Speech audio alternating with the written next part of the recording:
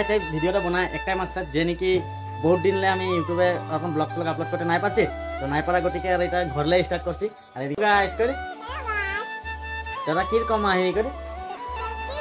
welcome back to my YouTube channel আদিবাসী কৃষ্ণ তো guys তোরা কি রকম আই হোপ রাউরমান সবাই ভালো আহা আর আমও ভালো আছি তো তোদেরকে নাই আরেকটা নতুন ভিডিও লয়ে আসি তো ভিডিওটা এন্ড লাগে দেখবি আর যদি আমার চ্যানেলে নতুন আছে তবে চ্যানেলে সাবস্ক্রাইব করে দিবি লাইক করে দিবি আর শেয়ার করে ভিডিওটা বনায় একটাই মাকসাদ যে নাকি বহুত দিনলে আমি ইউটিউবে এখন ব্লগ স্লগ আপলোড করতে নাই পারছি তো নাই পারা গতিকে আর এটা ঘরলে স্টার্ট করছি আর এদিকে মোবাইলটা আছে হাই করে দেন হাই করি এনেকে কইতে এনেকে হাই করি তো মানে কি হয়ে গেল যে এখন লাগে আছে ইউটিউবটা ছাড়াই দিব নাকি এখন অবস্থায় আহি जी नाकि बहुत दिन लगे এখন ইউটিউবে ভিউজ টিউজ কোনো নাই আছে রিচ কমে যাচ্ছে আর কি কারণে কমছে কি নাই কোনো গম নাই পাই মানে অকল রিচ কমে আছে আর ভিউজ টিউজ নাই কোনো নাই কি করব মানে কিবা লাগে যাচ্ছে আর ভিডিও সিডিও মন বনাতে মন নাই যোৱা আছে মানে গাইস করে দাদা কি রকম আহি করে তো গাইস মানে এটা আমার বেদিতে লাগে কিবা কিবি কয় আছে আর তো ভিডিও বানাবার মন নাই ছিল যেহেতু সব রিচ টিচ কমে আয়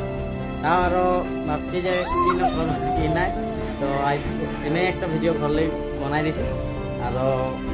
যেহেতু তোরা বহুত সাপোর্ট করে কিন্তু এখন এরকম হয়ে যাচ্ছে যেহেতু আইপিএল চলায় তো আইপিএল চলার গতিকে মানে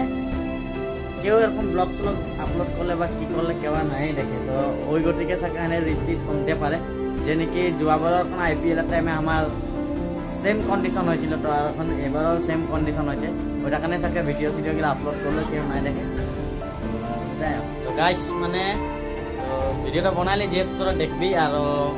নতুন নতুন কন্টেন্ট দিব কারণ মানে সময় নাই পাই তো ওখানে নতুন নতুন কন্টেন্ট দিলে নাই পারে আর